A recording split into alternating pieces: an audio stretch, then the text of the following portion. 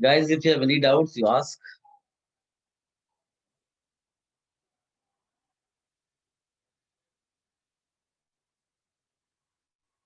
And if no doubts, then we can start. General organic कौन सा chemistry. Chapter पढ़ रहे हैं? GOC, General Organic Chemistry.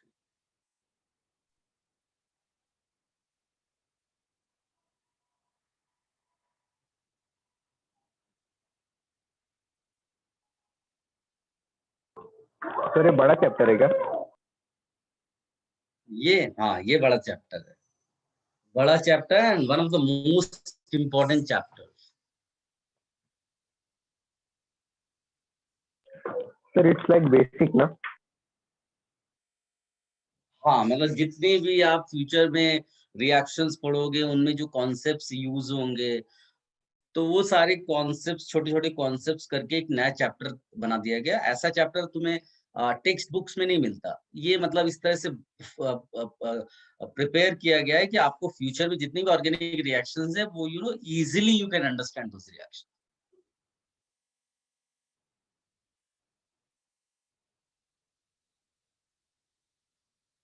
How was your paper? जो कल पेपर मेरे ख्याल से था, कैसा गया वो?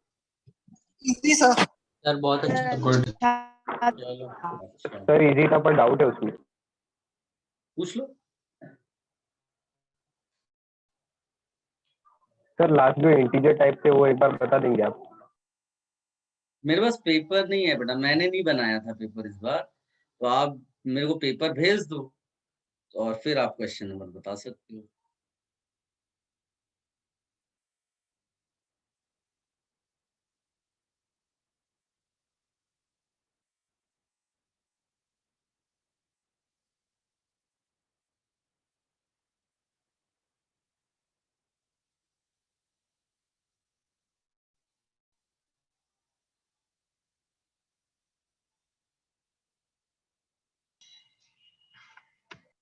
Yes, somebody is asking a basic principles.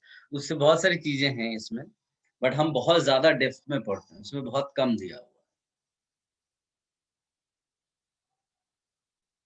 Are you sending your doubt? Sir paper नहीं है मेरे पास भी. तो फिर कैसे होगा? वो मिला नहीं क्वेश्चन.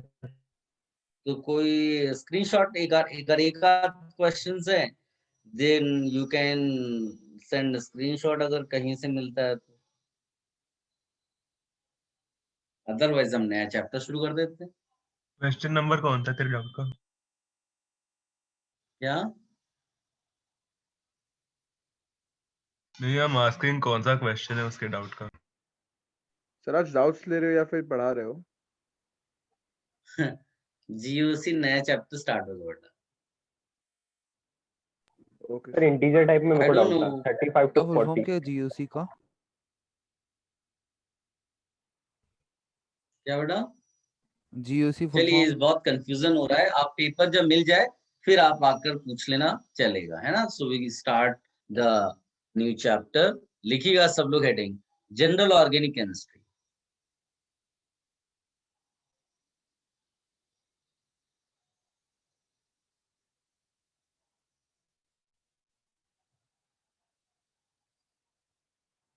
गाइस, एकदम बेसिक लेवल पे लेकर के हम लोग फिर उससे ऊपर उठेंगे. So there will be many things which are aware of. तो थोड़ा पेशेंस रखना, और नहीं मालूम हो तो भी पेशेंस रखना, ठीक है ना. तो हम स्टार्टिंग से एंड तक सब कुछ करने वाले हैं. तो एकदम बेसिक सा क्वेश्चन, एंड जो भी हम पढ़ेंगे ना, पहले उसका थोड़ा सा डिस्कशन करना है कि why do we study that. उसके लिए थोड़ा डिस्कशन चलेगा अभी स्टार्टिंग फेज में. सो पहला क्वेश्चन जो आपने 9th-10th में भी पढ़ा होगा, व्हाट इज केमिकल इक्वेशन. एकदम बेसिक लेवल पे बात कर.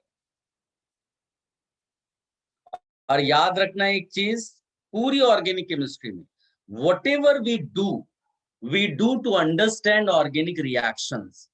अल्टीमेट जो अपना एप्लीकेशन है ना, या जितना भी हम ये सब पढ़ने जा रहे हैं, जो भी चैप्टर्स में पढ़ते हैं, वो सब रिएक्शंस अंडरस्टैंड करने के लिए है. ठीक है, एक ही ऑब्जेक्टिव है, वो क्लियर होना चाहिए अपनी. इसीलिए यहाँ पर पहली चीज हमने लिखी है what is chemical equation. So I believe you all are aware of that. मैं आपसे पूछ के टाइम वेस्ट नहीं करना चाहता. सिंपल यहाँ लिख देना सिंबॉलिक रिप्रेजेंटेशन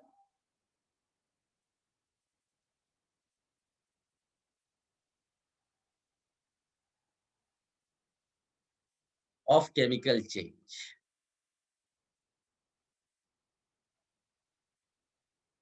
ठीक है.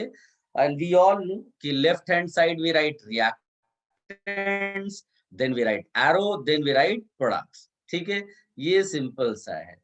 और ऑर्गेनिक केमिस्ट्री के पॉइंट ऑफ व्यू से बात करेंगे तो reactants are further classified into two. One we call as substrate and one we call as reagent. तो इसको कॉपी कर लो, दो छोटे छोटे नोट लिख लो. सब कुछ सेल्फ एक्सप्लेनेटरी है, इसमें कुछ करने की जरूरत नहीं.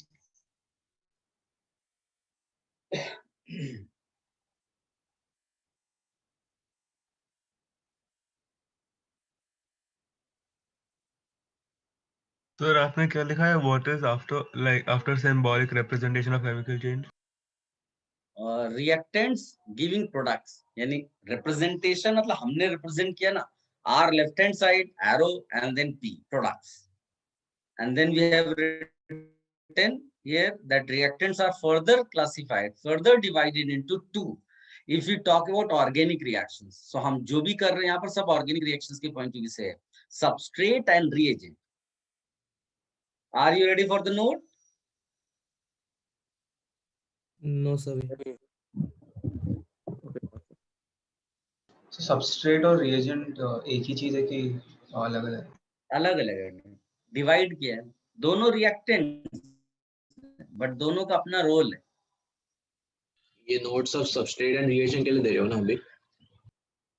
सबस्ट्रेट रिएजेंट और भी एक पॉइंट बताना है मुझे. Are you ready? Yes, sir. Yes, sir. Please write. According to collision theory,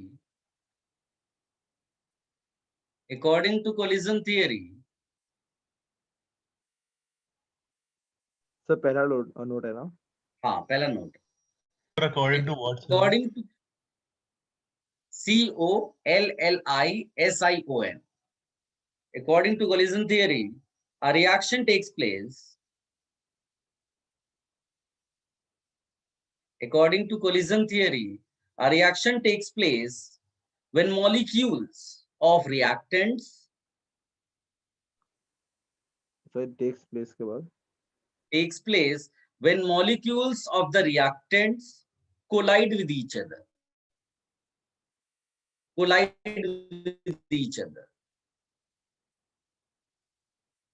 But all collisions are not effective.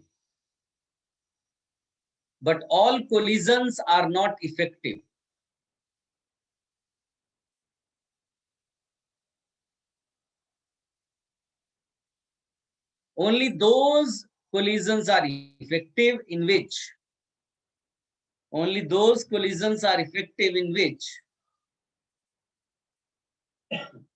bonds break, in which bonds are broken.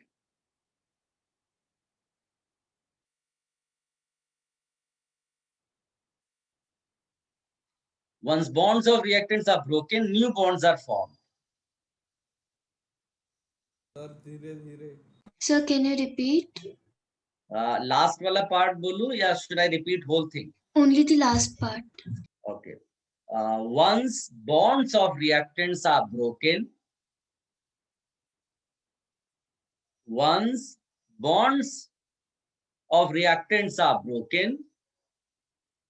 new bonds are formed.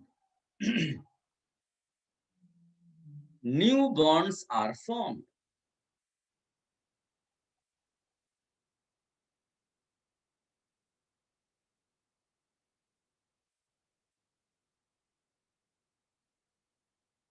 Next note. अच्छा guys, ये जो पहला note आपने लिखा है ना, if you read this note, ये it's very easy, मतलब बहुत सिंपल सी चीज है. कि तुम बोल रहे हो कि जैसे मान लो मैंने एक चीज लिखी A B plus E plus और प्रोडक्ट बना दिया मैंने A E plus B plus, ऐसे ही मैंने लिख दिया। तो इसका क्या मतलब? इसका मतलब है कि इनिशियली ए बी के बीच में बॉन्ड था और अब ए और ई के बीच में बॉन्ड है। इसका मतलब है कि old bonds are broken, new bonds are formed. ये सिंपल सी केमिकल रिएक्शन होती है। अच्छा, अब ये बॉन्ड टूटेगा क्यों? इसके लिए you need to supply energy, right? Energy supply करोगे क्या होगा? जितने भी मॉलिक्यूल्स होंगे, अच्छा कुछ लोग अपना लिखना ये जैसे डिस्प्लेसमेंट रिएक्शन भूल जाओ, वो सब जो मैं अभी आपको बताने जा रहा हूँ, आप 9th 10th में जितना भी आपने पढ़ा हो अबाउट रिएक्शंस एंड ऑल, वो थोड़े टाइम के लिए आप उसको भूल जाएंगे। उसमें ऑर्गेनिक केमिस्ट्री, इनऑर्गेनिक, ऐसे कुछ सेपरेशन में नहीं है। हम यहाँ प्योर ऑर्गेनिक केमिस्ट्री का डिस्कशन कर रहे हैं, ठीक है? So be careful. So again my point is कि जो कोलिजन थियरी वो क्या बोलता है कि मॉलिक्यूल्स हैं, ये रैंडमली इनके मूवमेंट्स हैं। जब ये मूव करेंगे इधर से उधर तो कोलाइड भी करेंगे, और जब कोलाइड करेंगे तो बॉन्ड्स ब्रेक होंगे। बट होता क्या, मान लो कि आपने किसी को थप्पड़ मार दिया, तो क्या जरूरी है क्या कि उसका दांत टूट जाए? दांत टूटेगा तब वो डेंटिस्ट के पास जाएगा और नए दांत लगवाएगा। अगर आपने थप्पड़ मारा लेकिन केवल उसका गाल लाल हुआ है, उसके आगे कुछ प्रोसीजर नहीं हुआ, तो वो केवल गुस्सा हो सकता है, बट उसको आप रिएक्शन नहीं बोल दोगे। समझ में आया? रिएक्शन तभी आपको देखने को मिलेगा जब तुमने थप्पड़ मारा, उसका दांत टूटा, उसने भी फिर पलट कर, दैट इज रिएक्शन, आप ऐसा बोल सकते हो। तो यहाँ पर वही सिचुएशन है। अब एक और चीज, जब दो लोगों के बीच में झगड़ा होता है तो डेफिनेटली आप हर एक फाइट में ऐसा देखते होगे, ऐसा नहीं है कि दोनों एक दूसरे को बराबर थप्पड़ मारा। देखो फिल्मी स्टाइल तो है नहीं कि एक थप्पड़ उसने मारा, एक तुमने मारा, एक उसने मारा, एक तुमने मारा, ऐसा नहीं चलता। उसमें डेफिनेटली ऐसा होता है कि एक पिट रहा होगा और एक पीट रहा होगा। ये एक सिंपल सी चीज है। तो organic reaction is a kind of झगड़ा जिसमें एक की पिटाई होगी और एक पीट रहा होगा। आप ऐसा भी बोल सकते हो कि बाहर से हायर करके लेकर आए हैं एक को पीटने के लिए। जिसको पीटने के लिए बाहर से लाते हैं ना, उसको कहते हैं रिएजेंट। और जिसको पिटवाना होता है या जो पिट रहा होता है रिएक्शन में, जिसकी पिटाई होती है, उसको बोलते हैं सबस्ट्रेट। अब इसको साइंटिफिक वे में बोल देते हैं कि reagent में that component which is being attacked by the reagent is called substrate, and that substance या that component of the reactant which attacks the substrate is called reagent. Isn't it somebody saying something? Could you repeat? Sir catalyst भी बोलेंगे ना? नहीं, मैं खुद ही लिखा दूं ना, मैं तो केवल आपको एक रफ मैनर में एक्सप्लेन कर रहा हूं कि आप रिएक्शन को एक नॉर्मल लाइफ में जो झगड़े चलते हैं ना, उससे कैसे रिलेट करें। तो second note I am giving you about substrate and reagent, what is substrate and what is reagent. So please right that component of the reactant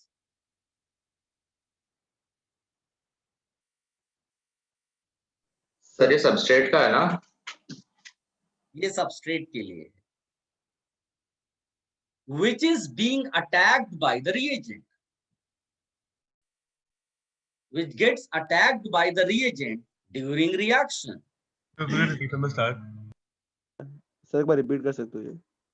कहाँ का स्टार्ट बेटा? हम लोग तो बहुत सारा डिस्कशन कर लिया अभी, पूरा page. Any that compound of the okay okay okay लिखिएगा, that component of the reactants which is being attacked by the reagent, which gets attacked by the reagent, कैसे भी आप लिख लो, during a reaction.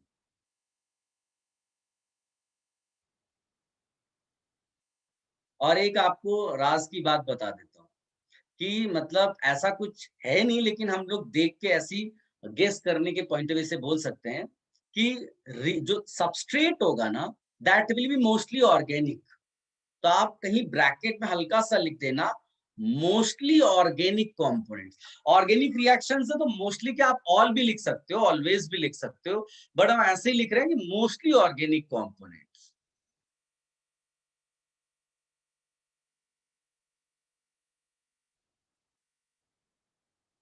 रिएजेंट में लिखिएगा that component which attacks the substrate, that component which attacks the substrate, और bracket में लिख देना मोस्टली इनऑर्गेनिक। इसमें मोस्टली लगाना जरूरी है। मोस्टली इनऑर्गेनिक मतलब इसको बाहर से बुलवाया जाता है कि चलो सबस्ट्रेट को पीटना है, ठीक है, पिटाई करना है, उसका सब कुछ बिगाड़ देना है, उसके बॉन्ड्स तोड़ देने और फिर अपने को नए बॉन्ड्स बनाने, जिसको हम प्रोडक्ट्स बोलेंगे। सिंपल सा प्रोसीजर है जिसको हम बोलते हैं ऑर्गेनिक रिएक्शन।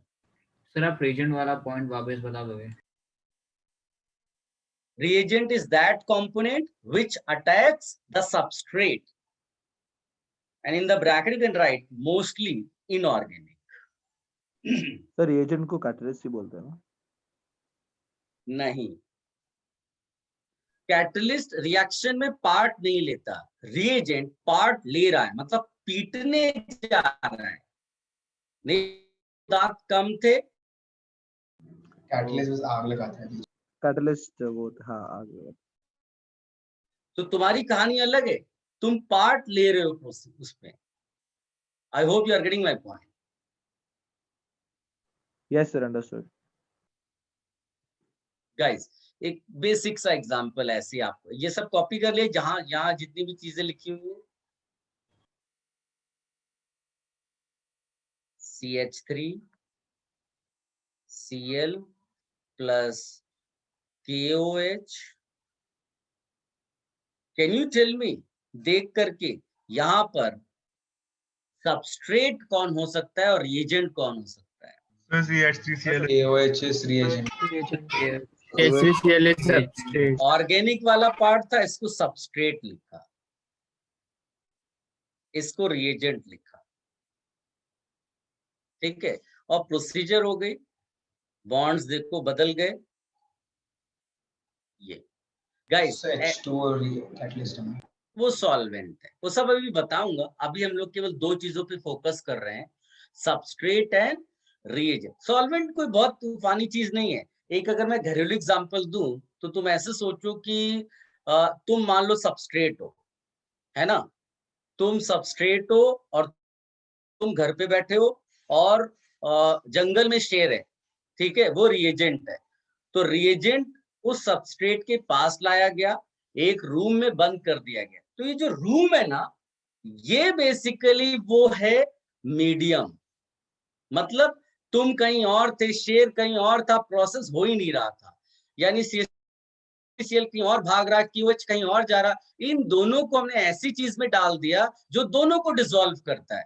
दोनों को डिसॉल्व कर लिया, अब बोला साथ में बैठ गए तुम लोग, कोलाइड करो और प्रोसेस शुरू कर दो। तो तुम्हारा शेर और तुम में प्रोसेस शुरू हुआ, फिर तो अब हो गया प्रोसेस। समझ गए सब लोग? तो H2O यहाँ पर सॉल्वेंट, और सॉल्वेंट का काम केवल डिसॉल्व करना है। A kind of medium it will provide for the reaction, nothing else. Got the point? Yes sir. Yes sir. चलिए, ये कॉपी कर लिया होगा मेरे ख्याल से। Yes sir. गाइस अब organic reactions, you know, thousands of reactions हैं। तो एक स्टेज ऐसी आएगी ना जब आप खुद परेशान हो जाओगे, यार याद कैसे करें सारी रिएक्शन। तो हम लोग क्या, मैंने अभी बोला कि जो भी हम चैप्टर पढ़ते हैं केमिकल रिएक्शन से पहले, वो केवल इसलिए पढ़ते हैं so that we can understand those reactions. तो यहाँ पर हम लोग क्या करेंगे, वो थाउजेंड्स ऑफ रिएक्शंस जल्दी से याद हो जाएं, इसके लिए हम उसको कैटेगराइज कर लेंगे, ठीक है। कैटेगराइज करते हैं, किसके बेसिस पे कैटेगराइज होगा? तो दो ही चीजें हमने यहाँ लिखी हैं, सबस्ट्रेट एंड रिएजेंट। तो कैटेगराइजेशन इन्हीं के बेसिस पे है। So you right a note that based on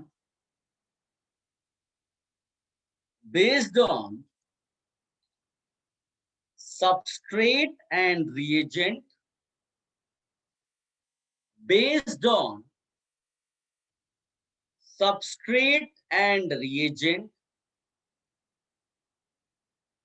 most of the organic reactions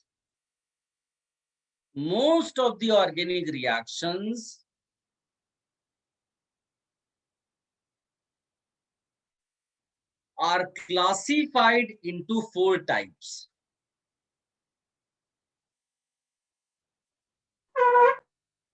Guys, somebody has written, sir आप MS शान बोल रहे थे उसमें पूरा जेई का ऑर्गेनिक सिलेबस है ना।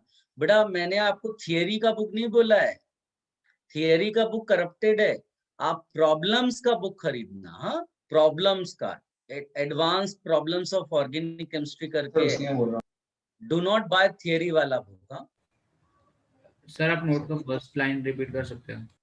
मैंने बोला है based on substrate and reagent most of the organic reactions are classified into 4 types.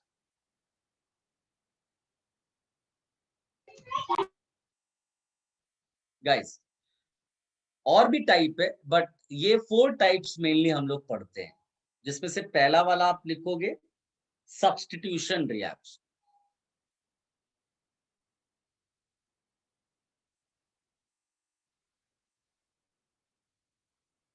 जिसको आप डिस्प्लेसमेंट रिएक्शन भी बोलते हैं। ठीक है, कहीं और कुछ और पढ़ा उससे मतलब नहीं है, आप पूरा फोकस इधर ही रखना, डिस्प्लेसमेंट रिएक्शन। सो आप यहाँ पे नोट लिखिएगा, a reaction where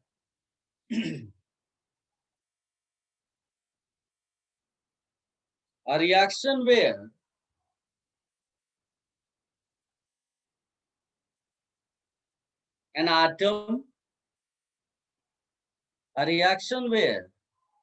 atom or group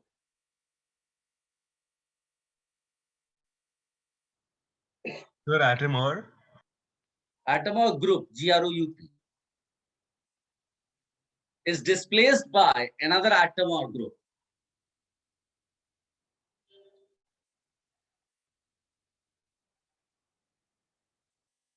Somebody saying ये सब 10 में पढ़ा है, बेटा फिर भी मैं बता रहा हूँ ना, क्योंकि बेसिक से जाना है, कुछ भी छूटना नहीं चाहिए। अगर बाई चांस ऐसा हो गया कि एक क्वेश्चन की वजह से आपकी रैंक नीचे खिसक गई तो उसके लिए कौन रिस्पॉन्सिबल होगा? So keep on writing each and everything. ठीक है, मैंने पहले ही बोला हुआ है, कुछ चीजें आपको पहले से मालूम होगी तो पेशेंस रखना है। ठीक है, अपने को रैंक बेस्ट वाली लेकर आनी, जितनी आप केपेबल हैं उससे ज्यादा आनी चाहिए, कम नहीं आनी चाहिए।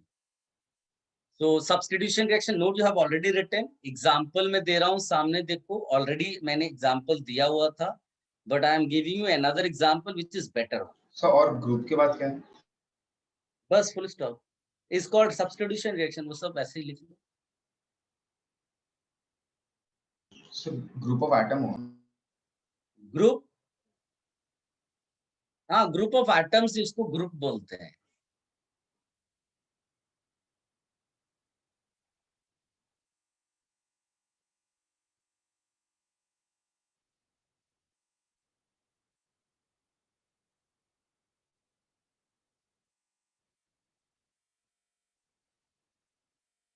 गाइस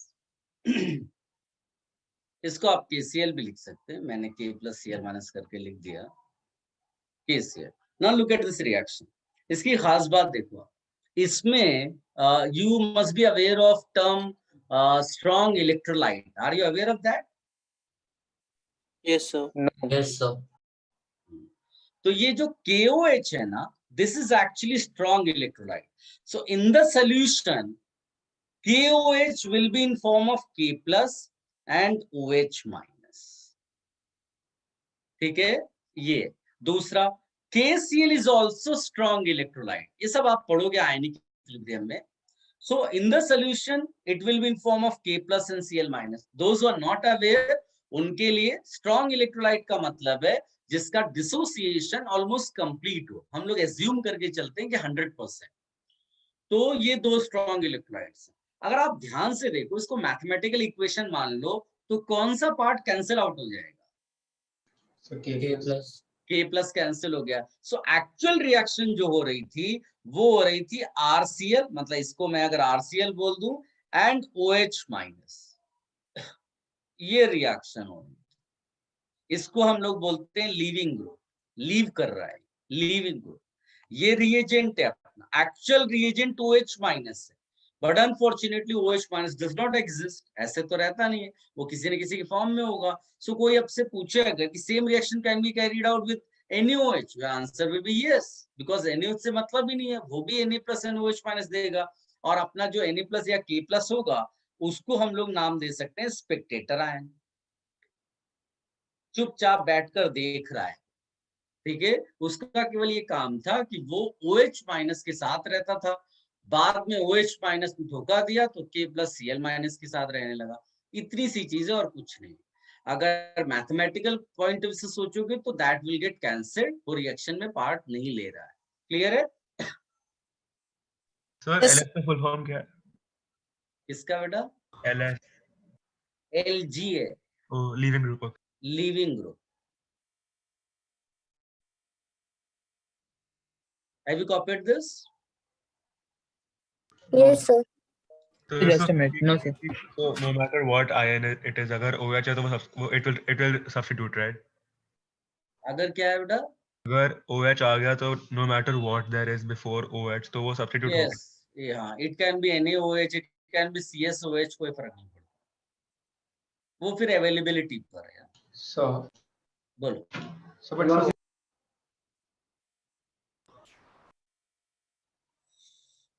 सर इधर स्पेक्टर में CH3CH वो भी होगा ना, C2H6CH? नहीं, अभी उस लेवल पे बात नहीं करना है बेटा। मैंने बोला है कि अगर आपको थोड़ा बहुत भी पहले से आता है तो पेशेंस रखना, ठीक है? हर एक चीज डिस्कशन में आएगा। ऐसा नहीं होना चाहिए कि हमने स्टार्टिंग में कुछ चीज पे ध्यान नहीं दिया, ये मान के कि ये तो अपने को आती है। मेरी एडवाइस है, आप हर चीज देखो, आपको कुछ ना कुछ उसमें नया नजर आएगा। चलिए, अच्छा, ये हम क्लासिफिकेशन कर क्यों रहे हैं? सो दैट हमको वो थाउजेंड्स ऑफ रिएक्शंस याद न रखना पड़े, बिना याद के काम चल जाए। तो उसके लिए नोट लिखिएगा, कंटिन्यूएशन में सब्स्टिट्यूशन का ही पार्ट है, लिखिएगा substitution reactions are given bye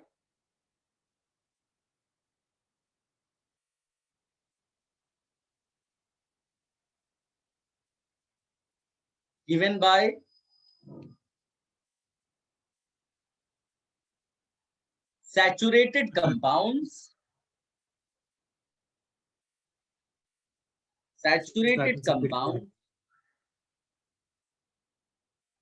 substitution reactions are given by saturated compounds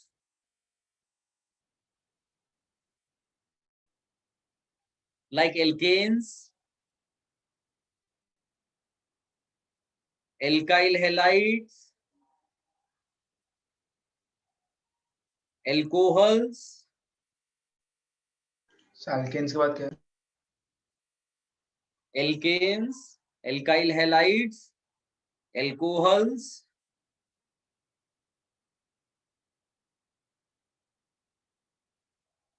etc.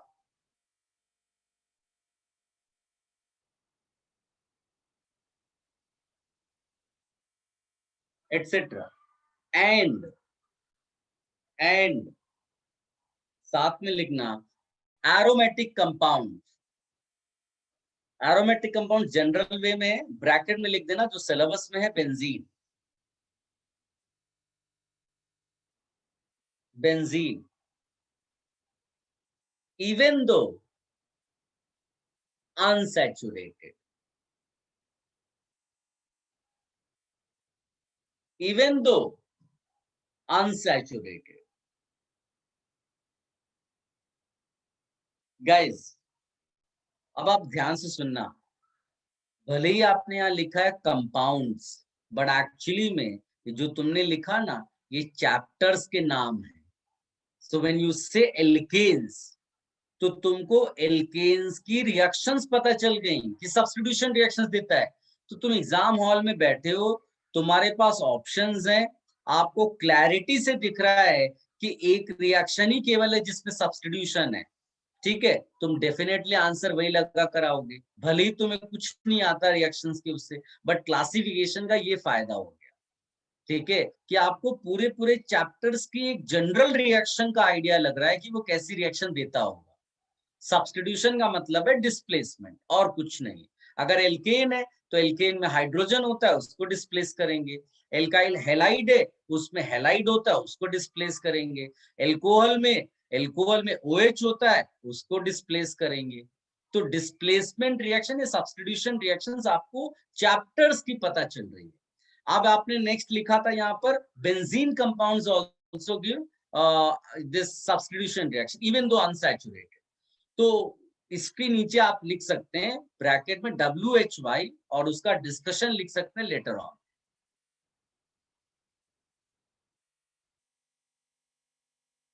Sir आपने अभी क्या बोला?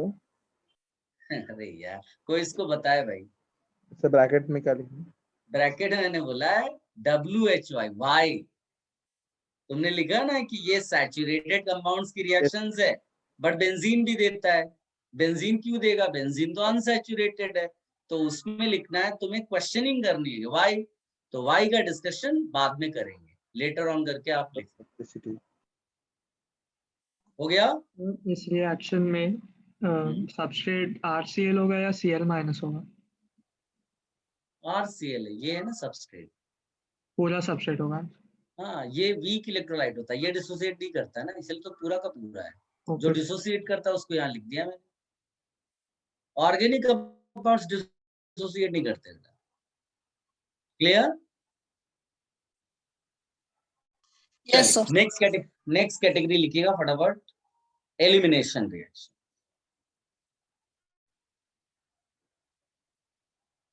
एलिमिनेशन रिएक्शन लिखिएगा, व्हेन ग्रुप्स और atoms are eliminated.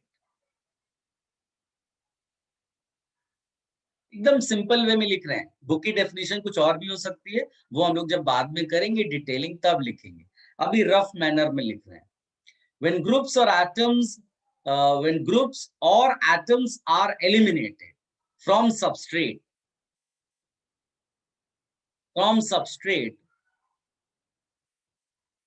we get products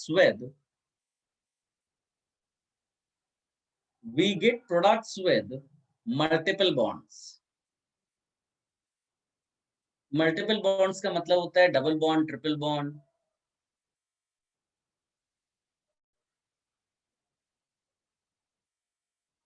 Guys, now I'm giving you interesting example. ध्यान से देखना, मजा आएगा आपको। देखो, CH3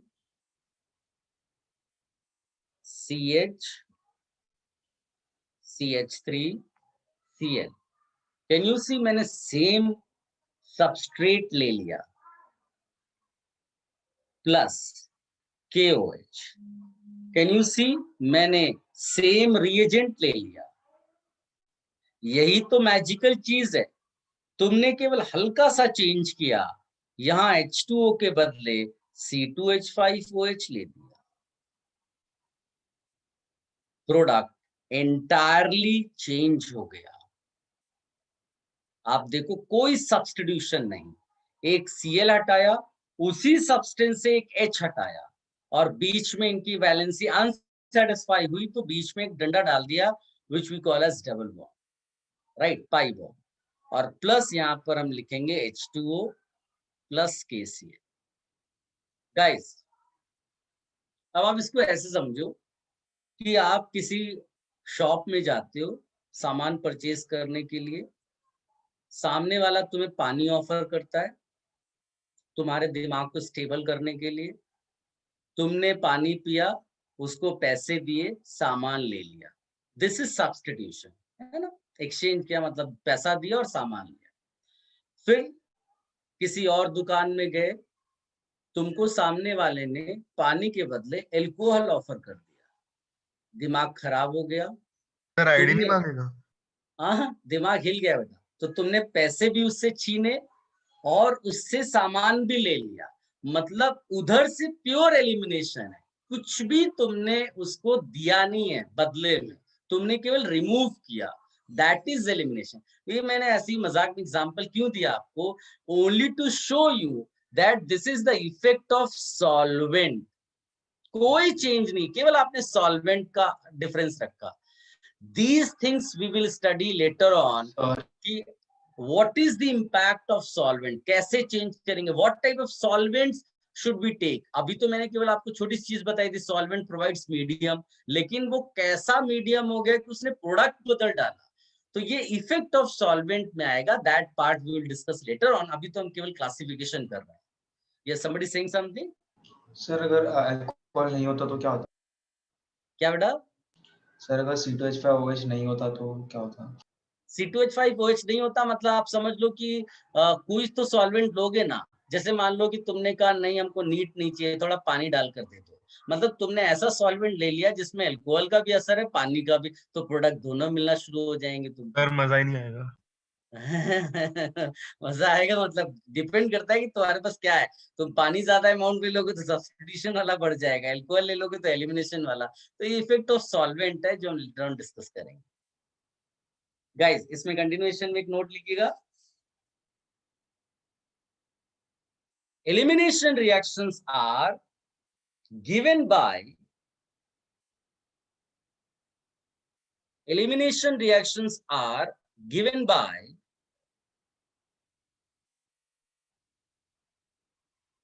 compounds like alkyl halide, जो सामने देखो लिखा हुआ है। सोचो एल्काइल हैलाइड जब चैप्टर हम पढ़ रहे होंगे ना, तो तुम्हें पहले से आइडिया है कि एल्काइल हैलाइड जो है वो दो टाइप्स की रिएक्शंस देता है, substitution as well as elimination. तो आपको पहले दिन से ही आइडिया लग रहा है रिएक्शंस का, क्योंकि अब मैंने बोल रखा है अल्टीमेट जो अपना ऑब्जेक्टिव यहाँ पर है वो है टू अंडरस्टैंड ऑर्गेनिक रिएक्शंस। उसके लिए वो छोटे छोटे कॉन्सेप्ट्स हम सब पढ़ रहे हैं अभी से। तो क्लासिफिकेशन उसी का पार्ट है। Elimination reactions are given by compounds like alkyl halide, alcohol etcetera. Alcohol बोल दिया तो उसका भी एग्जांपल लिख लो। एल्कोहल का ये एग्जांपल है, ये डिहाइड्रेशन ऑफ एल्कोहल है, इसमें हम लोग डिहाइड्रेटिंग एजेंट लेते हैं H2SO4, ये काइंड ऑफ कैटलिस्ट का काम करता है। ये OH हटाता है, H हटाएगा और बना देगा CH3 CH double bond CH। This is dehydration of alcohol. हमें बाकी चीजों से मतलब नहीं है, just focus on substrate, what is happening with substrate. one OH is removed, one H is removed, and as a result we get a pi bond यहाँ पर। तो ये आपको मिल गया product with multiple bond. Reaction में eliminate हो क्या रहा है? एक OH और एक H। और सर पहले वाले में एक Cl और एक H। Okay sir. So can you repeat that note that elimination reaction are given by compounds like alkyl halide, alcohol etc. Okay sir, thank you. जो एलिमिनेट हो रहा है उसके जगह वापस कुछ नहीं आ रहा ना, इसीलिए एलिमिनेशन। हाँ, अगर कुछ और आ जाएगा तो सब्स्टिट्यूशन हो जाएगा फिर तो। हाँ पर जो एलिमिनेट हुआ वो गया कहाँ? वो दिख तो रहा है प्रोडक्ट्स में, तुमको दिखा है ना। सेकंड रिएक्शन देखो, ज्यादा आसानी से समझ पाओगे। H2O। गॉट इट H2O बन गया। ऐसे डिहाइड्रेशन रिएक्शन नहीं बोल सकते ना? डिहाइड्रेशन एल्कोहल बोलते हैं। पर इसमें 2 H और एक O चला गया ना? 2 OH ने एक ही H किया बेटा। नहीं CH3 में से एक H गया और फिर एक OH गया ना? CH में से OH गया और CH3 में से H गया। सर उसके ऊपर आपने कॉन्सेंट्रेशन H2SO4 लिखा है। कॉन्सेंट्रेटेड। हाँ सॉरी, वो एडजेक्टिव हो गया। चलिए गाइस नेक्स्ट लिखिएगा, थर्ड वन क्लासिफिकेशन में एडिशन रिएक्शन।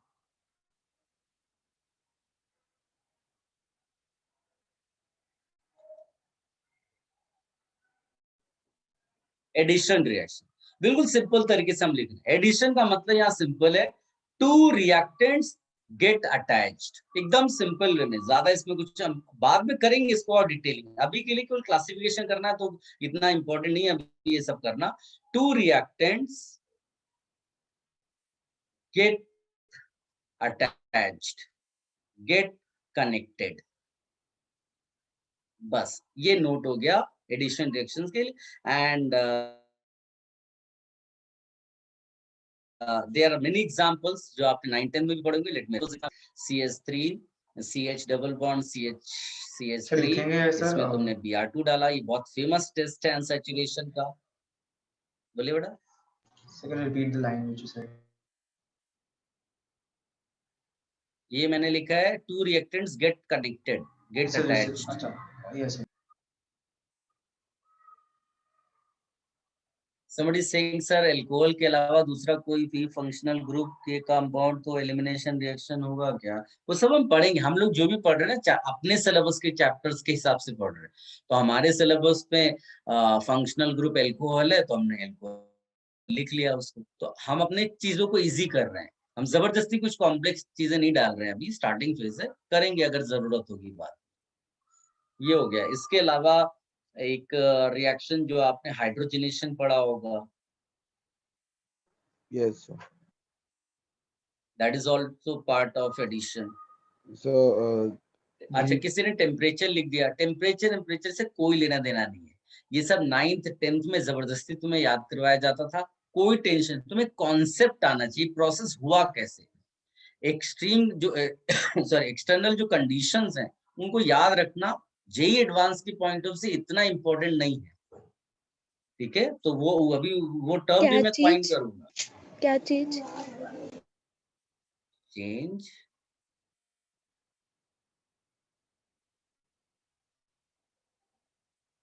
गाइस एक ऐसे शो ऑफ के लिए भी रिएक्शन लिख रहा हूं. This third one is only for show off, जनता को परेशान करने के लिए. तो क्यों करते हो सर?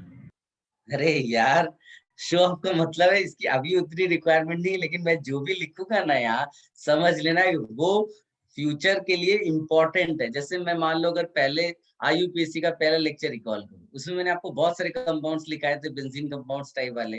वो सब फ्यूचर में इम्पोर्टेंट है. मैं बार बार लिखूंगा लेकिन रटना नहीं है अभी. इसीलिए तो लिख रहा हूँ कि अपने आप केवल आंखें देख रही हैं. एक टाइम ऐसा आएगा जब तुम खुद बोर हो जाओगे, यार क्या इतनी बार लिख रहे हो. इस स्टेज तक अपने को पहुंचना है. ये नहीं होना चाहिए कि याद ही नहीं हो रहा, क्या करें हम. तो ये शो ऑफ की जो रिएक्शन मैंने लिखी, मैं ये एग्जांपल नहीं भी लिखूं तो भी एडिशन रिएक्शंस के एग्जांपल्स आ गए, कवर हो गए, समझ में आ गया. बट ये बहुत फ्यूचर में आपके लिए ये बहुत इंपॉर्टेंट है. इसको बोलते हैं स्पेशल कैटलिस्ट है. इसको बोलते हैं Lindlar catalyst. Palladium deposited on barium sulphate और साथ में डालते हैं सल्फर. ये मिल करके सब इसको बोलते हैं लिंडलार कैटलिस्ट. ये एक स्पेशल कैटलिस्ट है that will stop the reaction at alkene stage. ये खास बात है. Otherwise if you use nickel PD और PT नॉर्मल सिचुएशन में, then you will get ultimate product that is this alkene. Controlling यहाँ पर डिफिकल्ट है, जबकि ये आपने स्पेशल कैटलिस्ट यूज किया है. ये सब डिस्कशन बाद में आएगा, बस ऐसे ही मैंने आपको बता दिया. ये कॉपी कर लो, then write a small note. Sir ये सब जितने भी कैटलिस्ट है ना, CCl4 हाँ CCl4 तो सॉल्वेंट है. बोलो. तो फिर वो थर्ड रिएक्शन में सॉल्वेंट क्या होगा? वो सब अभी डिस्कशन करेंगे. कई बार होता है ना, कई रिएक्शंस में तुम ऐसी जनरल मैनर बता देते सो दैट तुम बाद में क्वेश्चन कभी करोगे ही नहीं. देयर आर रिएक्शंस जिसमें सबस्ट्रेट ही सॉल्वेंट हो जाता है. नहीं समझ में आया मैंने क्या बोला? नहीं सर, समझा. जैसे मान लो एक मॉलिक्यूल रिएक्शन में जा रहा है तो उस मॉलिक्यूल के लिए बाकी मॉलिक्यूल सॉल्वेंट का काम कर रहे हैं. आप ऐसे सोचो. तो कई ऐसी प्रोसेस होगी जिसमें सॉल्वेंट हो सकता है आपको दिया ही ना हो, वहां रिक्वायरमेंट नहीं है, तो वहां पर हम बोल देते हैं कि सॉल्वेंट जो है वो जो आपने रिएक्टेंट लिया है, that reactant itself is solvent. ऐसा करें. सर एडिशन में प्रोडक्ट्स में बस एक ही होता है ना? हाँ addition. Sir H2 by product होता है ना? H2 क्या होता है? By product. बाय प्रोडक्ट कहाँ है? H2 तो डाला है, H2 तो रिएक्टेंट है. सर वो Br2 वाले में H2 निकलेगा ना शायद? इसमें ना बाबा ना. एक Br इधर एक Br इधर, कहाँ नहीं Br. H2 कुछ है ही नहीं. Why should I remove H2? Okay okay sir. Addition है, ऊपर लिखा है ना, two reactants get connected, done. हाँ सर, हाँ सर। Now note you write. These reactions are given by, addition reactions are given by बहुत सिंपल है। एडिशन रिएक्शन कौन देगा भाई? भूख जिसको लगेगी वही तो खाना खाएगा, तो भूखा किसको बोलेंगे यहाँ पर? अनसैचुरेशन। अनसैचुरेटेड। बिल्कुल सही। तो चैप्टर्स कौन कौन से अनसैचुरेशन वाले हो सकते हैं? एल्कीन्स हो गया, एल्काइंस हो गया, एल्डिहाइड्स हो गया, कीटोन्स हो गया, हो गई कहानी। लिख लो आप।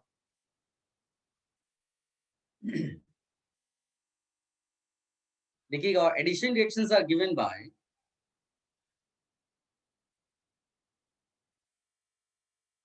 compounds having multiple bonds,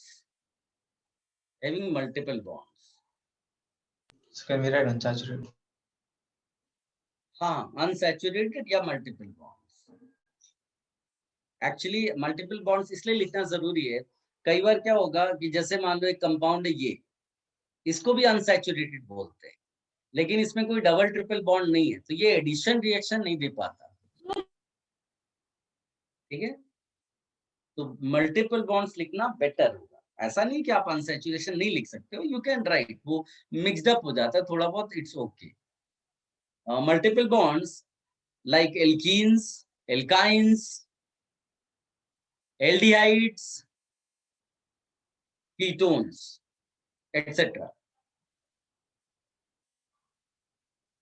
Can you give example? वो last thought वापस बोल सकते हो? Aldehydes, ketones etcetera. somebody is saying plus S क्या है? प्लस एस मतलब सल्फर बेटा, एस मीन सल्फर। सल्फर एक पॉइजन का काम यहाँ पर करता है, इसीलिए वो रिएक्शन को स्टॉप करवा देता है। somebody is asking what is the difference between catalyst and solvent? अरे भाई, कैटलिस्ट थोड़े अमाउंट के लेते हैं, सॉल्वेंट मतलब बहुत ज्यादा अमाउंट, डिसॉल्व करता है वो, समझे? Yes, sir. Guys, now fourth category.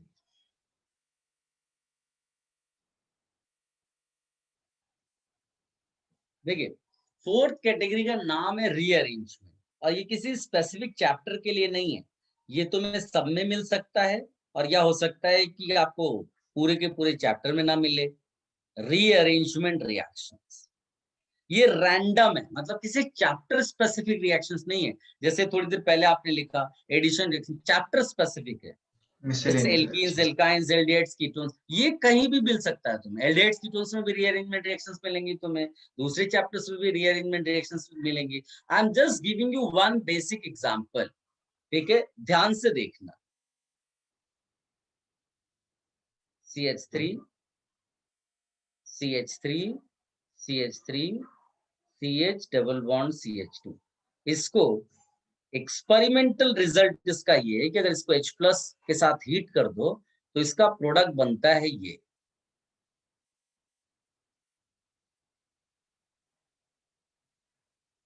अब चेंज क्या है इसमें? चेंज इसमें एक्चुअली में ना तो एडिशन हुआ, ना एलिमिनेशन हुआ, ना सब्स्टिट्यूशन हुआ। तो हुआ क्या? तो हुआ ये कि ये जो डबल बॉन्ड है ये रिलोकेट हो गया, ये मिथाइल ग्रुप यहां से यहां शिफ्ट हो गया। ठीक है, इसको कहते हैं रीऑर्गेनाइजेशन ऑफ कॉन्स्टिट्यूएंट पार्ट्स, जिसको हम ओवरऑल रिएक्शन बोल देते हैं, रीअरेंजमेंट रिएक्शन। इधर से उधर चीजें शिफ्ट हो गई। हाउ, व्हाई, ये डिस्कशन का पार्ट है, and that we will discuss later on. तब तक के लिए इसको कॉपी कर लो और नोट लिख लो, reorganisation of constituent parts within the molecule. आप ऐसे सोचो कि आपने किसी का हाथ हटाकर शोल्डर से हेड पे लगा दिया, तो यानी ह्यूमन से मॉन्स्टर हो गया। कुछ चेंज नहीं हुआ, थोड़ा बहुत मतलब रिमूवल कुछ नहीं हुआ, सब्स्टिट्यूट कुछ नहीं हुआ, सीधे सीधे आपने रीअरेंज करा दिया। तो वही चीज यहाँ पर हो रही है, केवल इधर उधर बॉन्ड शिफ्ट होता है, ग्रुप शिफ्ट होता है, और आपको नया प्रोडक्ट मिल गया। So what you said, that reorganization of constituent parts reorganization of constituent parts within the molecule.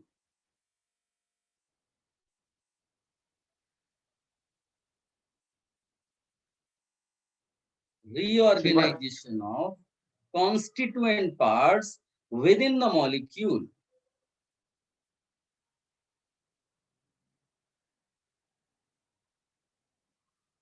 से भाई वापस समझा सकते हैं? क्या चीज समझाना? सर रिएक्शन रिएक्शन में एक्चुअली ना तो ऐसे इसको बोलते हैं कि नो एलिमिनेशन, नो सब्स्टिट्यूशन, कुछ नहीं हो रहा है, no addition reaction, only you know parts are reorganised. तो एक मिथाइल यहाँ से उठ के यहाँ चला गया, डबल बॉन्ड यहाँ चला गया, नया प्रोडक्ट मिल गया आपको, तो इसी को हमने नाम दिया रीअरेंजमेंट रिएक्शन। सर तो एज आई catalyst क्या है? क्या बेटा?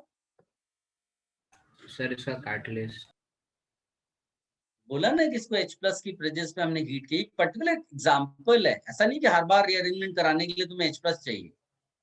गाइस अब मेरी बात सुनो, ये मैंने अभी थोड़ी देर पहले बोला कि चैप्टर स्पेसिफिक नहीं है, तो इसके लिए कोई नोट नहीं है कि what type of chapters will give the reaction, ठीक है? तो यहीं पर स्टॉप हो जाता है, और हर चैप्टर में आपको इस तरह रीअरेंजमेंट मिलेगा, वो आपको अलग से करना होता है, ठीक है?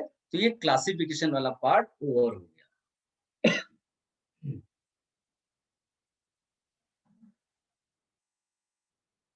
गाइस मान लीजिए आप ऐसे सोचो,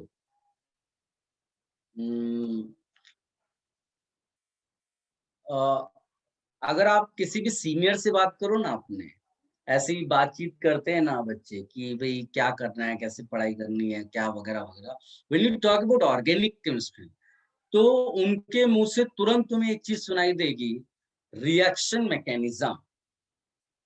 बड़ा फेमस है रिएक्शन मैकेनिज्म। वो आपको बड़ी बड़ी एडवाइस देगा कि ऐसा है, तुम बिल्कुल टेंशन मत लेना, रिएक्शन मैकेनिज्म अगर तुमने सारी रिएक्शंस की कर ली ना, तो तुम्हें रिएक्शंस याद नहीं करना पड़ेगा, ठीक है? तो भाई कुछ तूफानी चीज होगी ये रिएक्शन मैकेनिज्म।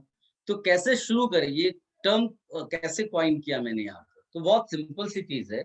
अगर मैं तुम्हें केवल ये एक फ्लास्क ले लो, है ना, फ्लास्क लिया आपने और इसमें आपने कुछ रिएक्टेंट्स डाल दिए। मान लो कि ऐसी इमेजिन करते हैं सिचुएशन कि आपने रिएक्टेंट डाल दिए जो वॉयलेट कलर के हैं, ठीक है? तुमने वॉयलेट कलर का यहाँ पर डाल दिया ये रिएक्ट। अब कुछ हुआ नहीं, फिर तुमने सॉल्वेंट भी ले लिया, डिसॉल्व किया, फिर भी कुछ नहीं हुआ, फिर तुमने हीट कर दिया, और सडनली ये वॉयलेट कलर वाले जो रिएक्टेंट्स दिख रहे थे, ये तुम्हें दिखने लगे ग्रीन कलर, ठीक है? ये तुम्हें ग्रीन कलर, तो तुमको ये पता चल गया कि कुछ तो चेंज हो गया, मतलब तुमने इसको नाम दे दिया प्रोडक्ट, ठीक है? अब साइंस तो ऐसे बिलीव नहीं करती, कुछ यहाँ पर चेंज हुआ है वो तुम्हें दिखना चाहिए, मतलब अब प्रॉब्लम ये है कि तुम मॉलिक्यूलर लेवल पे जाके देख तो सकते नहीं कि उसमें चेंजेस कैसे हुए, बॉन्ड्स कैसे ब्रेक हुए, राइट? तो since you can not see at molecular level, as a scientist, अगर आप साइंटिस्ट बनते हैं, as a scientist you propose certain assumptions. जैसे मान लीजिए कि बाहर वालों के लिए it is R giving P, but तुम्हें अंदर की कहानी तुम लोगों को बताओगे। क्या अंदर की कहानी है? कि रिएक्टेंट्स के बॉन्ड्स ब्रेक हुए, वो एक इंटरमीडिएट पे कन्वर्ट हुआ which we call as I1, then I1 is converted into I2, और then I2 is converted into product. और बाहर वालों के लिए बस ये एडिशन हुआ, I1 कैंसल्ड, I2 कैंसल्ड, बाहर वाले के लिए ये है R गिविंग P, बट तुमने उसको अंदर की चीज बताई। ये जो आप स्टेप्स दिखा रहे हैं, जो पाथवे हैं, स्टेप्स या पाथवे आप इसको बोल रहे हो, I1 I2 क्या है?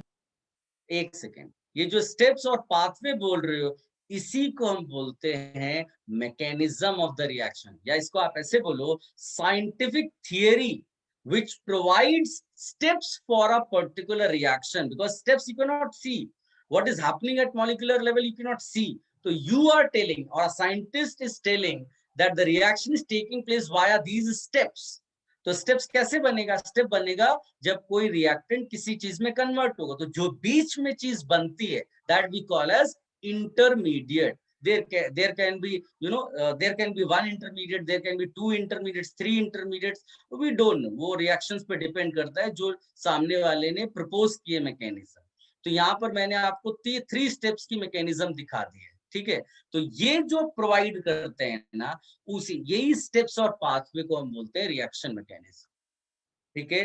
अब मान लीजिए आप साइंटिस्ट बन गए, तो आप करोगे क्या? मतलब साइंटिस्ट बन करके, जिस याद है मैंने पहले दिन शायद क्वेश्चन किया होगा व्हाट इज साइंस, तो reason behind asking the question is this कि when I ask you what is science, your first answer should be assumptions, ठीक है? Scientific theory means assumptions. तो ये जो सामने स्टेप्स लिखे हुए ना, ये assumptions हैं. हाँ, अगर समटाइम्स मान लीजिए कि आज से 100 साल बाद किसी ने I1 को आइसोलेट कर, तुमने एज्यूम किया था कि I1 बनेगा, और किसी ने वो I1 को आइसोलेट कर लिया, इसका मतलब है कि you have given a perfect science, perfect scientific mechanism और reaction mechanism. I hope you are getting point, जो मैं थोड़ा बहुत आपको बता पा रहा हूँ. अब इसमें रैंडम वे में assumptions नहीं लेते हैं. There must be, you know, facts and observations behind any assumption. तो what are the facts for a reaction? वो observations क्या हैं? तो पहला fact या observation बोल सकते हो, you have all information about reactants, all the reactants. आप उनकी सारी properties जानते हो. अंदर क्या वो नहीं मालूम है, लेकिन रिएक्टेंट का boiling point, melting point, everything you know, because reactant तो तुम ही डाल रहे हो ना.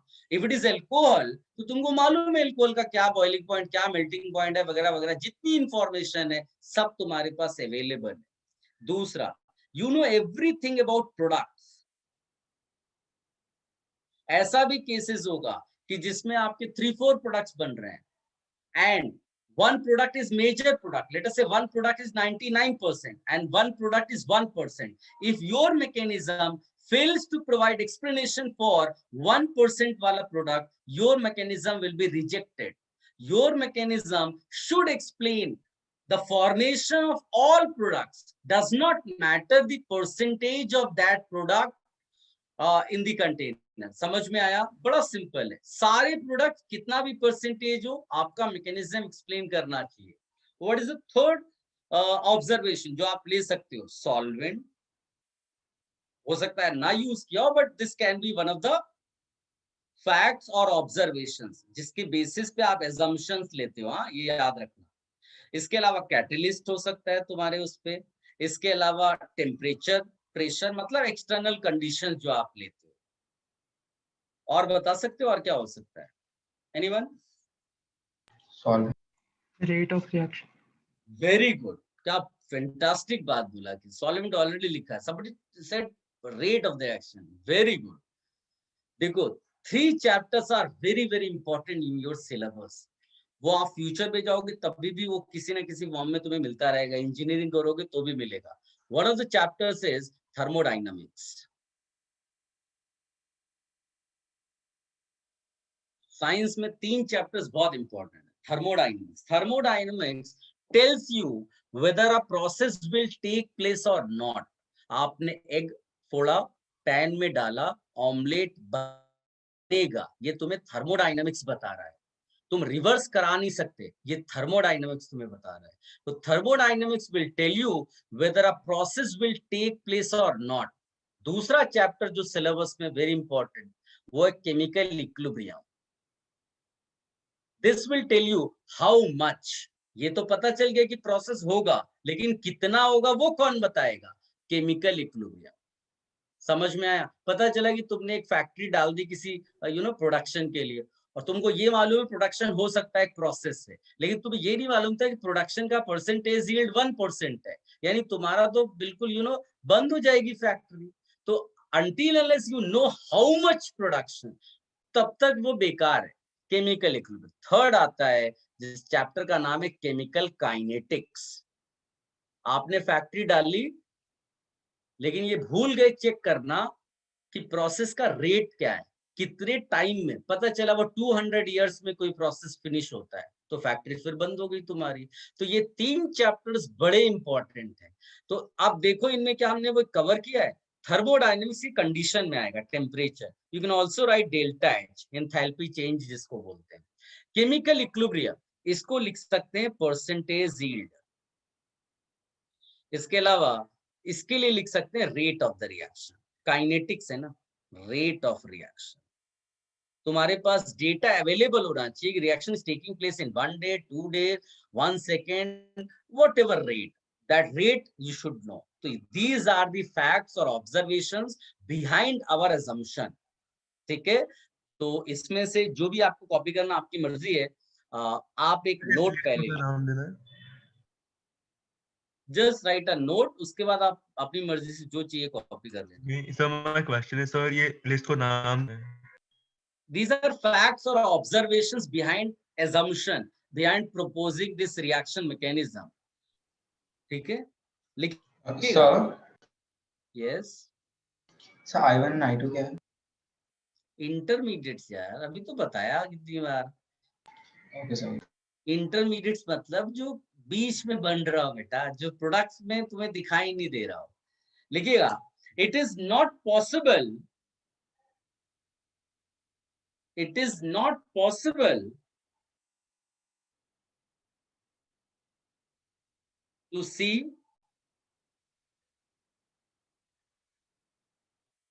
it is not possible to see what has happened at molecular level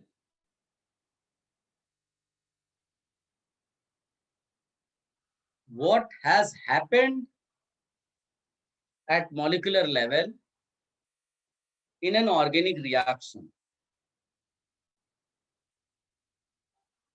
We can't see molecules.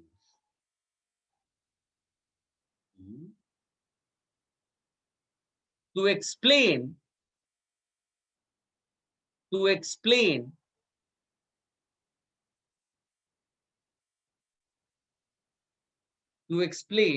how does a reaction take place at molecular level,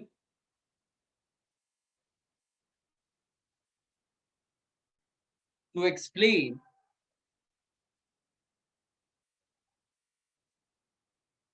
how does a reaction take place at molecular level, we take certain assumptions.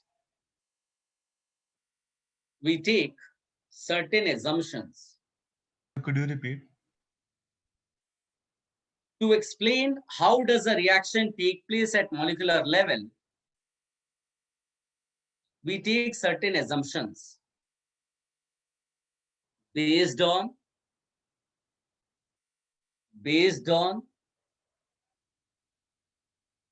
observations,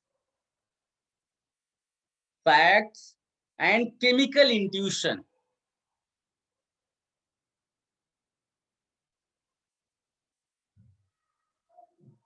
Feelings, chemical intuition.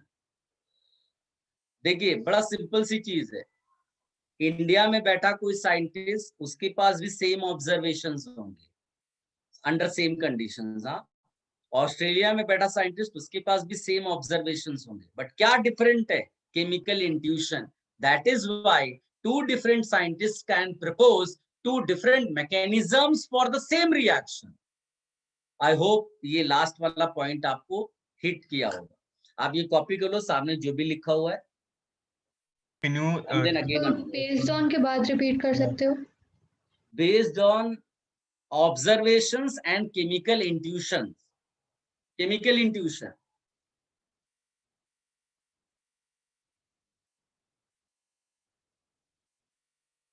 Sir ये list को क्या नाम देना है? मतलब this all the facts and observations. Okay, So you are aware of these things, ऐसा है when you want to propose a reaction। Sir वो पूरा रिपीट कर सकते हो जल्दी से? क्या पूरा? पैराग्राफ। कोई पिक्चर क्लिक करके डाल दो यार, फटाफट इसको कॉपी करो। कर लिया हो तो मुझे नेक्स्ट नोट बोलना है। सर एक बार बेस्ड ऑन ऑब्जर्वेशन के बाद रिपीट कर सकते हो? Based on observations and chemical intuition feelings. Okay, sir. got it. Guys, further you write. 1 minute, sir. Sir वो फैक्ट कॉपी कर दो।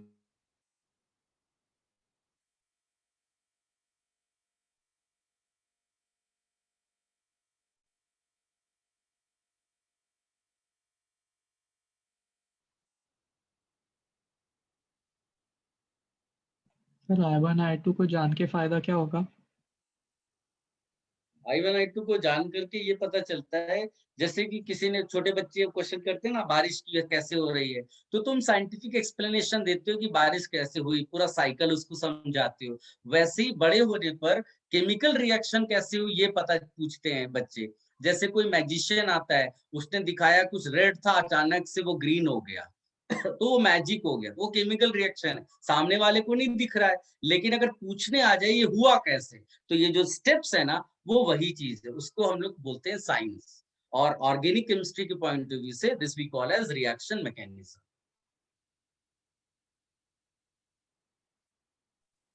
Done sir.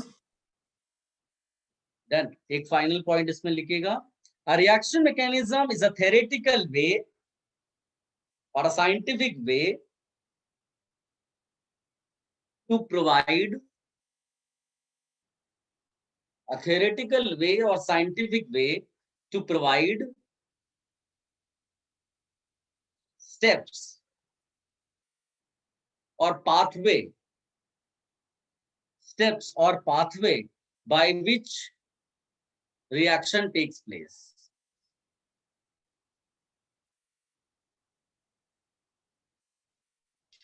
So what about scientific way? A reaction mechanism is a theoretical or scientific way to provide steps or a pathway by which reaction takes place.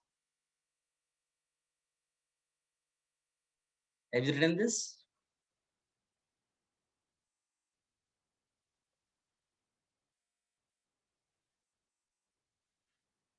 सबने लिख लिया? Yes, sir. Yes, sir. Yes sir. Yes sir.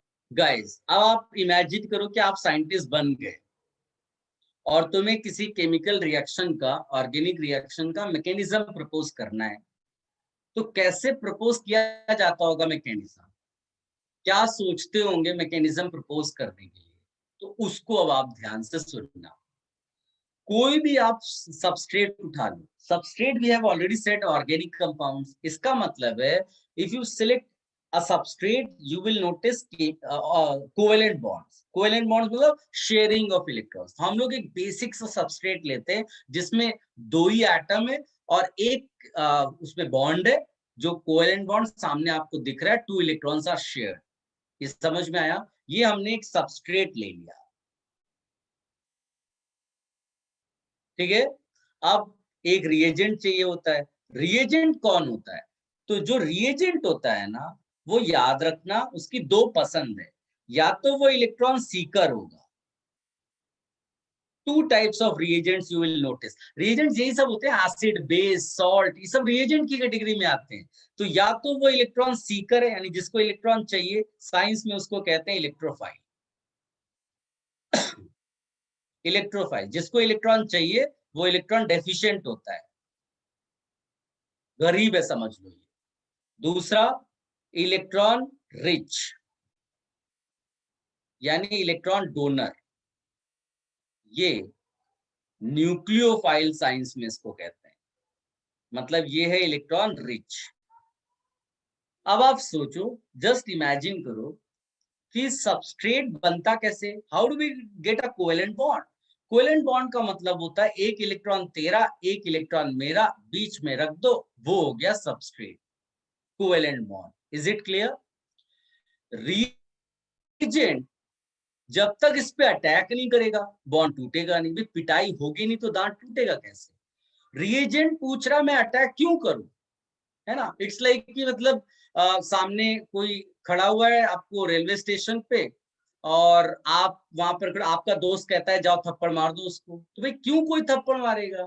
कोई reason होना चाहिए ना process initiate करने के लिए। फिर अचानक से वो सामने वाले ने जो है तुम्हें चिढ़ा दिया, कुछ उल्टा सीधा बोल दिया, तुम एक्साइट हो गए, गुस्सा आया, तुमने जाकर उसके दांत तोड़ दिए। यानी प्रोसेस शुरू करने के लिए कुछ होना चाहिए, मतलब जो तुम्हें चाहिए वो सामने वाला दे रहा है। I hope you are getting my point. So यहाँ पर रिएजेंट है इलेक्ट्रॉन सीकर या इलेक्ट्रॉन डोनर, तो सामने वाला रिएजेंट के अकॉर्डिंगली बिहेव करना चाहिए। देखो इधर, तो हम लोग क्या बोलते हैं साइंस में, हम बोलते हैं somehow if these electrons, जो शेयर्ड इलेक्ट्रॉन्स है, ये जो मैं लिखने जा रहा हूँ ना somehow, यही पूरे चैप्टर में सबसे इंपॉर्टेंट चीज है।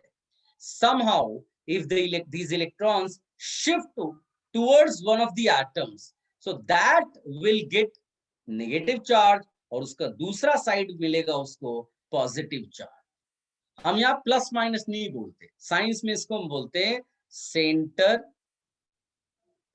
ऑफ हाई इलेक्ट्रॉन डेंसिटी, और इसको बोलते हैं centre of low electron density.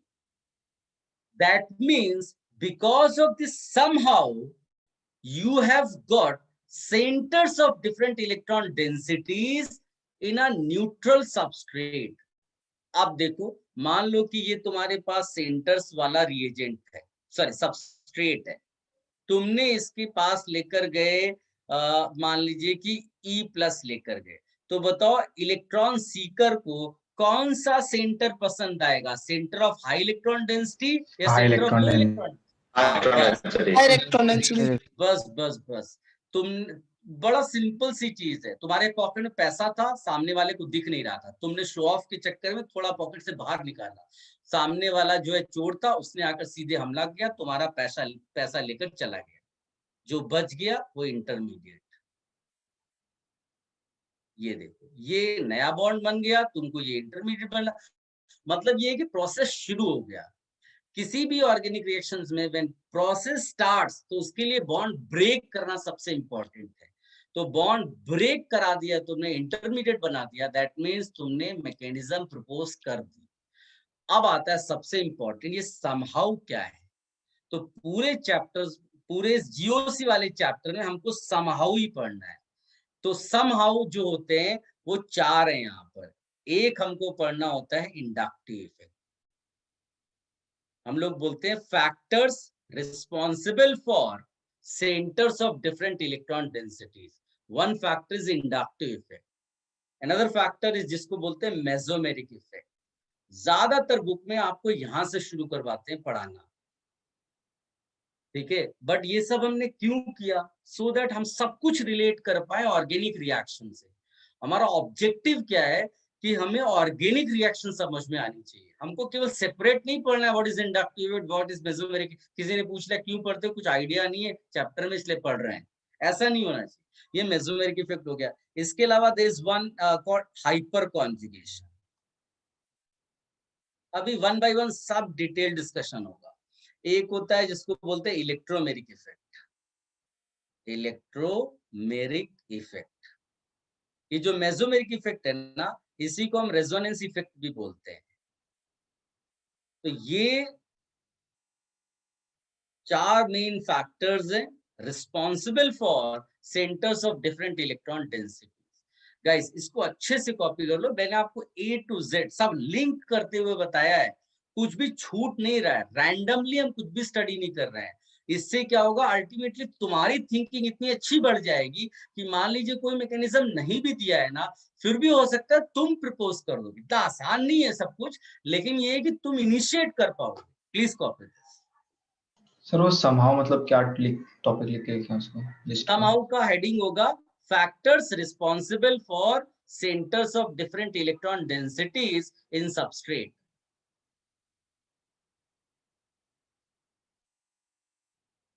ये जो इलेक्ट्रोनेगेटिविटी किसने ने लिखा, ये सब छोटी चीजें हैं जो आप एलिमेंट यानी कि एटम के लिए पढ़ते हो। हम अब जो पढ़ेंगे ना वो ग्रुप्स के लिए पढ़ेंगे, ग्रुप ऑफ एटम्स। तो उसमें इलेक्ट्रोनेगेटिविटी वर्ड नहीं चलता, उसमें ये सब चलेगा जो मैंने लिखा हुआ है। The factor is responsible for centers of different electron densities.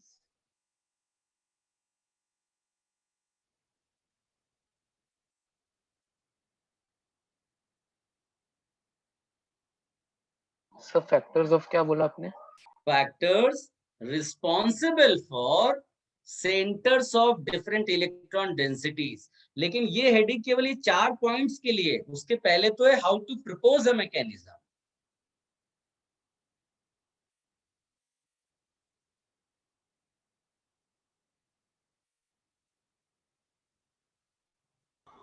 Sir वो फैक्टर्स में थर्ड पॉइंट क्या लिखा है?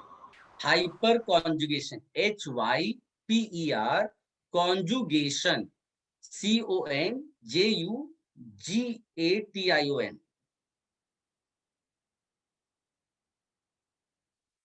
सर मेसोमेरिक और रेजोनेंस सेम है क्या? वो अपने लिए सेम है। सर इलेक्ट्रॉन डोनर के बाद आपने क्या लिखा है वो? Electron donor, nucleophile. साइंस में इलेक्ट्रॉन डोनर जो होता है उसको न्यूक्लियोफाइल बोलते हैं।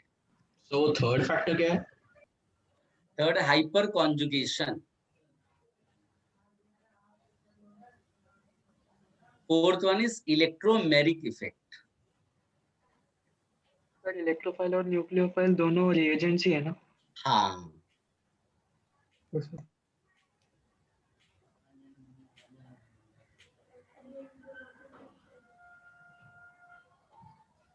Done.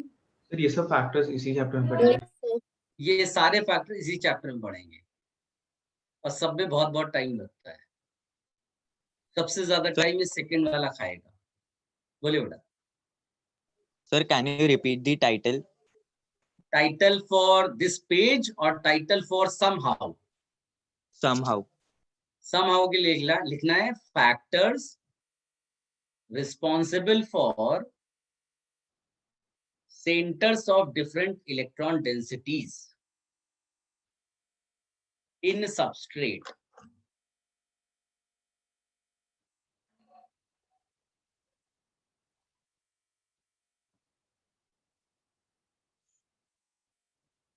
Done? Yes, sir.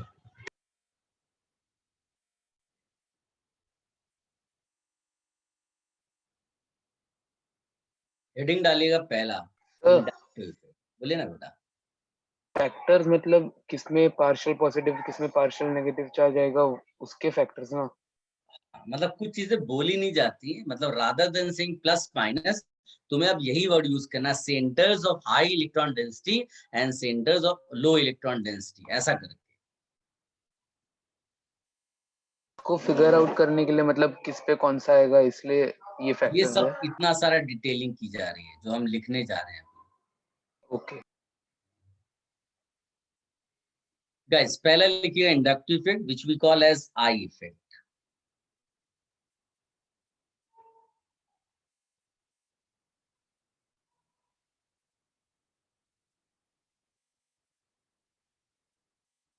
Copy कर लिया heading? Yes. Guys, to understand this inductive effect in a better manner, I'll take two cases. Case 1, जिसमें there is a carbon chain, यानी जब भी कोई इफेक्ट चेक करना होगा ना तो हम लोग कार्बन चेन ले लेंगे, बिकॉज सबस्ट्रेट का मतलब ही यही होगा कि उसमें कार्बन चेन होगी, ऑर्गेनिक है ना, और उसको ग्रुप जी से अटैच कर दिया। और इसकी खास बात यह है कि G इज अ ग्रुप और एटम, कुछ भी हो सकता है। G is more electron withdrawing than carbon। और एक केस 2 लिया where a carbon chain is connected to another group जिसको हम बोलेंगे G dash is less electron withdrawing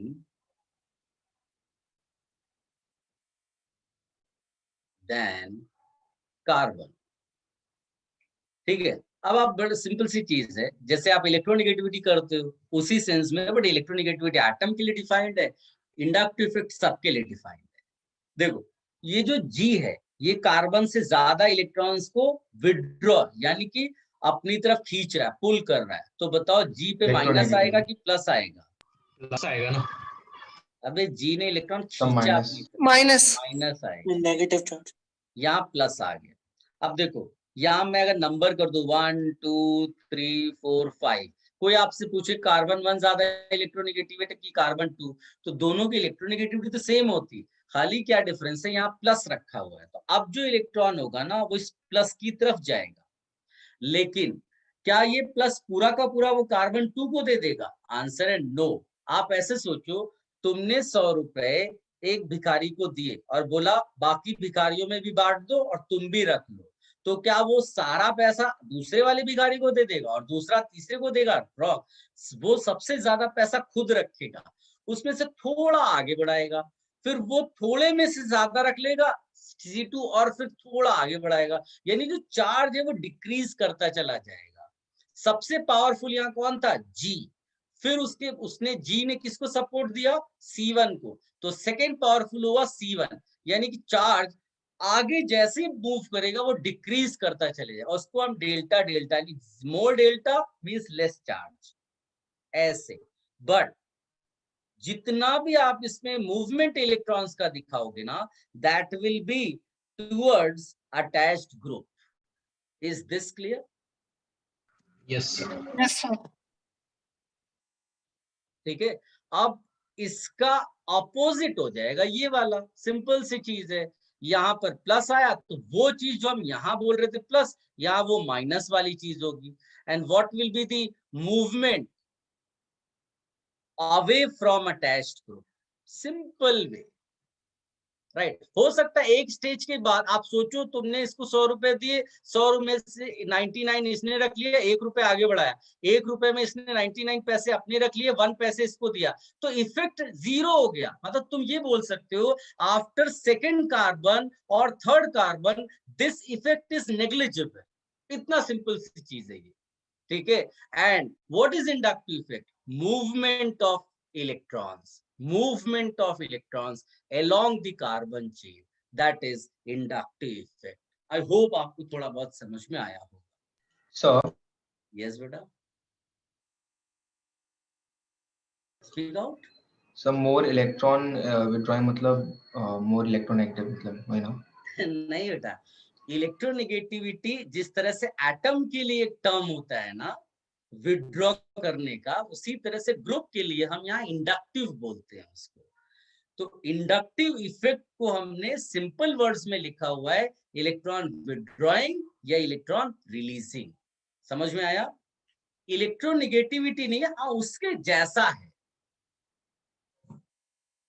okay sir. Guys note ये कॉपी कर लिया होगा मेरे ख्याल से, नोट लिख लो फिर आप रेस्ट कर सकते हो।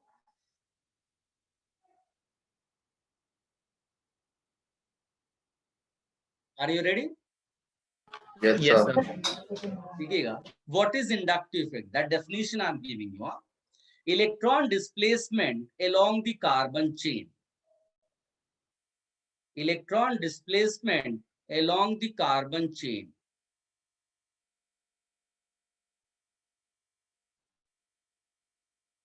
is called inductive effect.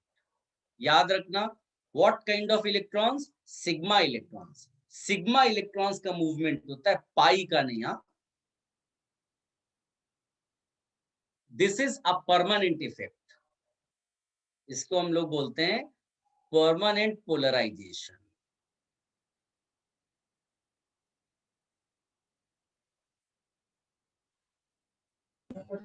So can you repeat that? Permanent polarization. What did you say, beta? So can you repeat? Electron displacement along the carbon chain is called inductive effect. This is a permanent polarization. But electrons do not leave their valence shell. Electrons do not leave their valence shell.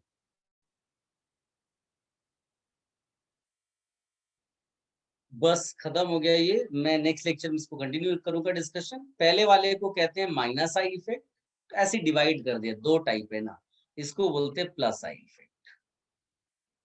तो next lecture में और इसकी detailing कराएंगे हम। अभी आप उसको बस इतना कॉपी करो, ठीक है? Bye, sir. Thank you. Okay Thank you, Thanks, sir. sir. Thank you. Thank you, sir. Okay.